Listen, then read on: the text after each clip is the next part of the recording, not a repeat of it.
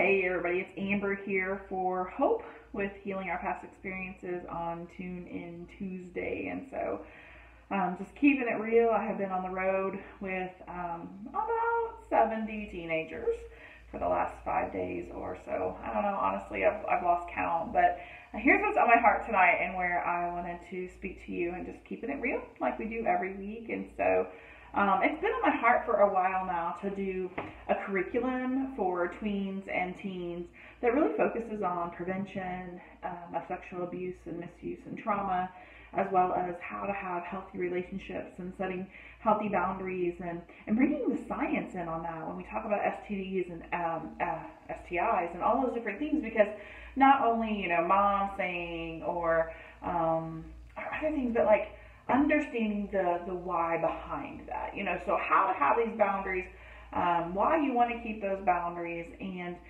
so really things I've learned on the trip by riding the bus and some other things is just just observing some behaviors and some language. And so I really want some feedback from you. So I've heard a lot of things like crossing over gender wise, and also just like touching in a way that I believe is just meant for those intimate relationships and things like that. But we live in such a sexual society that we have become so desensitized to the way we touch each other sometimes too. And so how is it that you talk to your kids about what's appropriate in touching in a friendship, what's appropriate in touching in a dating or courtship, or what's appropriate in touching in an engagement, and then what is it that you're wanting to keep as a gift for your husband, for your spouse, in marriage,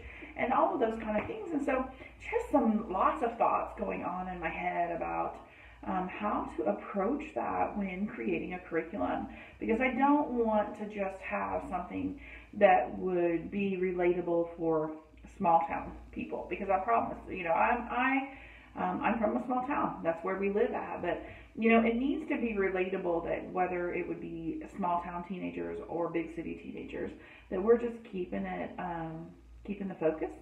And I want to be able to speak their language. And so I've heard a lot of talks about, hey, my girlfriend, oh, my boyfriend, oh, my husband, oh, my wife, and all these different things that it's almost like we have mini marriages going on sometimes in that. And I knew part of that, but a lot of it's different from when even I grew up just 20 years ago, being a teenager and things like that. But I don't know, I would like to know what kind of thoughts you guys have. And like I said, boundaries on touching, the way you give hugs, or even the placement of your hands on other people's bodies, go from there, because you touch with intention, whether it's a comforting touch or a seeking touch or an intimate touch, we dress ourselves, we dress ourselves every day, excuse me, with intention, whether we put it on for comfort or to seek attention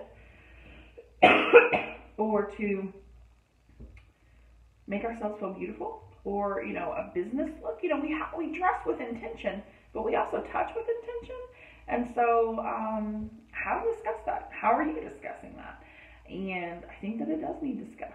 And so if we haven't discussed that already in your family or your youth group or your school, it's time to bring that subject up. And the only way that we can teach boundaries is by setting boundaries ourselves. And so I know that for sure.